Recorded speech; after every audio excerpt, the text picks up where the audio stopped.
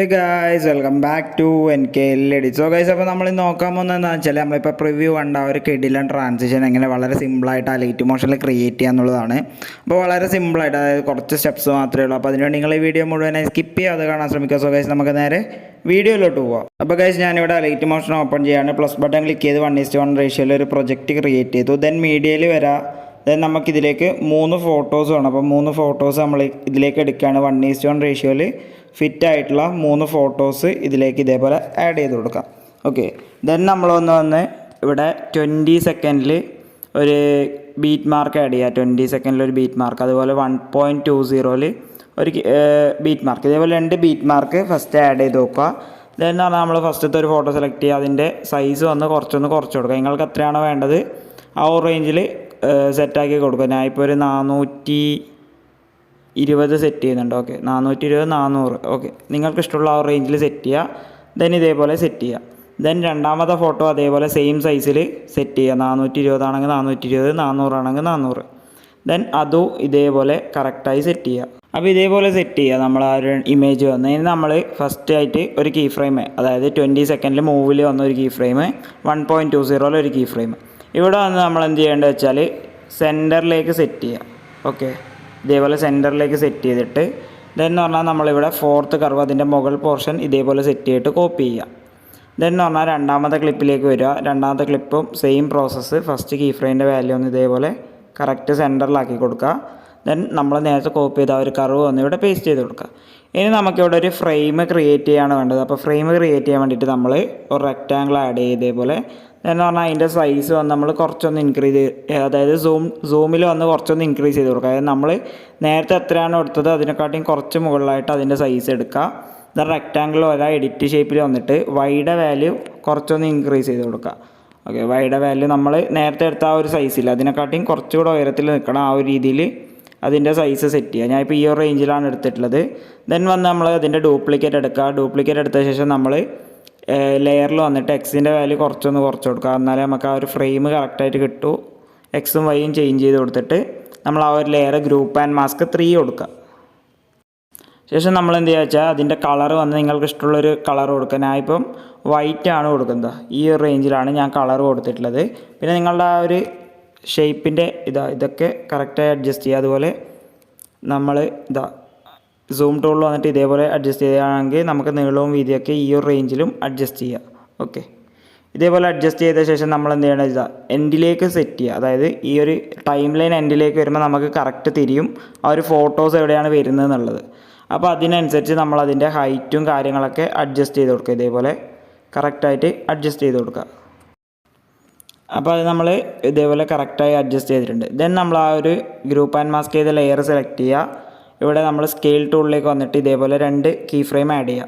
ഇതിൽ first key ഫ്രെയിമിൻ്റെ value നമ്മൾ ഇതേപോലെ ചെറുതാക്കി കൊടുക്കുക. അതായത് നമുക്ക് ആ ഒരു ഫോട്ടോത്തിൻ്റെ മൂവ്മെൻറ്റിൻ്റെ അപ്പുറം തന്നെ ഈ ഒരു ഫ്രെയിമിൻ്റെ മൂവ്മെൻറ്റും കിട്ടണം. അതിനുവേണ്ടി ഇതേപോലെ നിങ്ങൾ സ്കെയിൽ ടൂളിൽ ഒന്ന് സെറ്റ് ചെയ്യുക. ഇവിടെയും വന്ന് നമ്മൾ ആ ഒരു സെയിം കർവ് തന്നെ പേസ്റ്റ് ചെയ്ത് കൊടുക്കുക.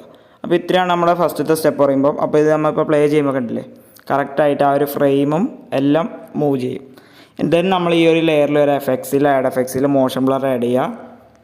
ദെൻ എന്ന് പറഞ്ഞാൽ ആഡ് എഫക്ട്സിൽ നമ്മൾ എക്സ്പോഷർ ആൻഡ് ഗാമ ആഡ് ചെയ്യുക. ദെൻ എക്സ്പോഷർ വന്ന് നമ്മൾ ഇതേപോലെ 2 കീ ഫ്രെയിം ആഡ് ചെയ്തിട്ട് ഫുള്ളാക്കി കൊടുക്കുക എക്സ്പോഷറിൻ്റെ വാല്യൂ. ദെൻ ഇതിന് കർവ് എന്ന് പറഞ്ഞാൽ ഈ ഒരു 3rd കർവ് അപ്ലൈ ചെയ്യുക. ദെൻ ഈ ഒരു എഫക്റ്റ് നമ്മൾ കോപ്പി ചെയ്യുക. രണ്ടാമത്തെ ലെയറിലും കൂടെ പേസ്റ്റ് ചെയ്യുക. ദെൻ അത് തന്നെ നിങ്ങൾക്ക് വേണമെന്നുണ്ടെങ്കിൽ ആ ഒരു ഫ്രെയിമിൻ്റെ ലെയറിലും സെറ്റ് ചെയ്യുക. അവിടെ നമുക്ക് എക്സ്പോഷറിൻ്റെ ആവശ്യമില്ല. ഓക്കെ, ഈ ഒരു രീതിക്ക് നമ്മൾ കറക്റ്റായി സെറ്റ് ചെയ്യുക. ഇനി അടുത്ത സ്റ്റെപ്പ് പറഞ്ഞാൽ നമ്മൾ പ്ലസ് ബട്ടൺ ക്ലിക്ക് ചെയ്യുക. നമ്മൾ ഒബ്ജക്റ്റിൽ വരാം. ഒരു നൾ ഒബ്ജക്റ്റ് ഇതേപോലെ ആഡ് ചെയ്ത് കൊടുക്കുക. ദെൻ എന്ന് പറഞ്ഞാൽ നമ്മുടെ ആ ഒരു ലാസ്റ്റത്തെ ലെയർ ഒഴിച്ച് ബേസ് ലെയർ ഒഴിച്ച് ബാക്കി എല്ലാ ലെയറും ഈ ഒരു നള്ളുമായിട്ട് നമ്മൾ പാരൻ്റ് ചെയ്യണം. അപ്പോൾ എല്ലാ ലെയറും ഈ ഒരു നൾ വണ്ണുമായിട്ട് നമ്മൾ കറക്റ്റായി പാരൻ്റ് ചെയ്ത് കൊടുക്കുക. ഓക്കെ, അപ്പം ഈ ഒരു ലെയർ നമ്മൾ ബേസ് ലെയർ ഒഴിച്ച് ബാക്കി എല്ലാ ലെയറും നള്ളുമായി പാരൻ്റ് ചെയ്ത ശേഷം നമ്മൾ ഇതിലേക്കൊരു സൂമാണ് കൊണ്ടുവരേണ്ടത്. നമ്മൾ ഈ ഒരു ലെയർ സെലക്ട് ചെയ്യുക. ഇവിടെ ആയിട്ടൊരു കീ ഫ്രെയിം, ഇവിടെ ആയിട്ടൊരു കീ ഫ്രെയിം. ദെൻ എന്ന് പറഞ്ഞാൽ ഇത് ഫുള്ളായി സൂം ഔട്ട് ചെയ്ത് കൊടുക്കുക.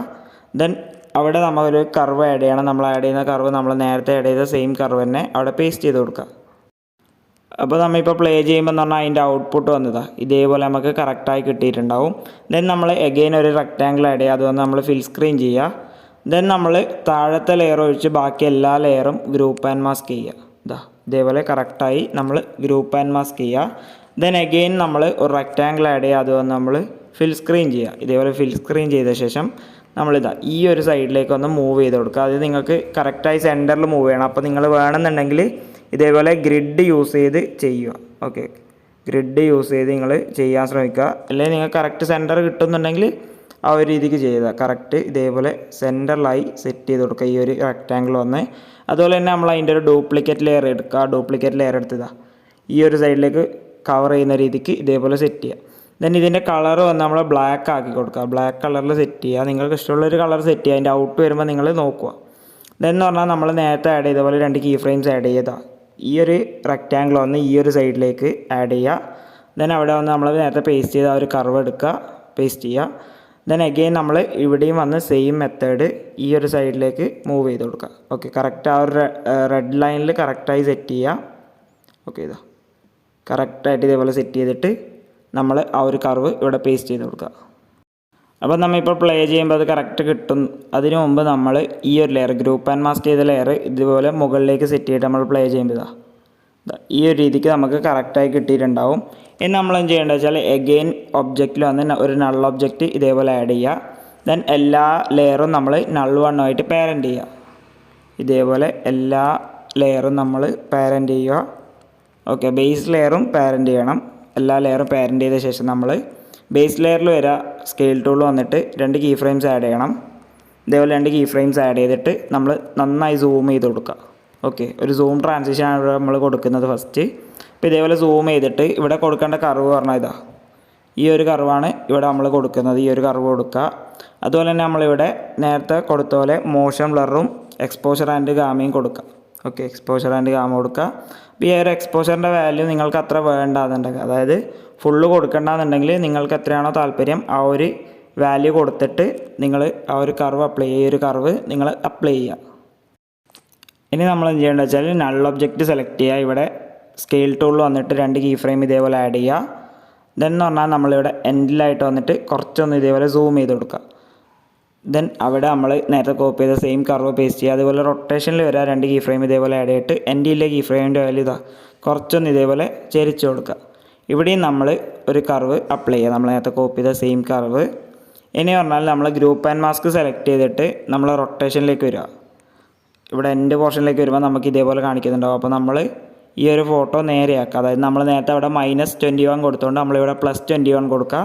അതുപോലെ തന്നെ നമ്മൾ ഈ ഒരു ഫോട്ടോ സൂമിൽ വന്ന് അഡ്ജസ്റ്റ് ചെയ്ത് കൊടുക്കുക. നിങ്ങൾക്ക് എത്ര സൈസാണോ വേണ്ടത് വെച്ചാൽ ആ ഒരു രീതിക്ക് അഡ്ജസ്റ്റ് ചെയ്യുക. ഇപ്പം നമ്മൾ പ്ലേ ചെയ്യുമ്പോൾ എന്ന് പറഞ്ഞാൽ കറക്റ്റായിട്ട് ഈ ഒരു രീതിക്ക് കറക്റ്റ് കിട്ടും. അതുപോലെ തന്നെ നമ്മൾ റെക്റ്റാങ്കിൾ വരിക, റെക്റ്റാങ്കിളിൻ്റെ ഒപ്പാസിറ്റി കുറച്ച് കൊടുക്കുക നിങ്ങൾക്ക് വേണമെന്നുണ്ടെങ്കിൽ.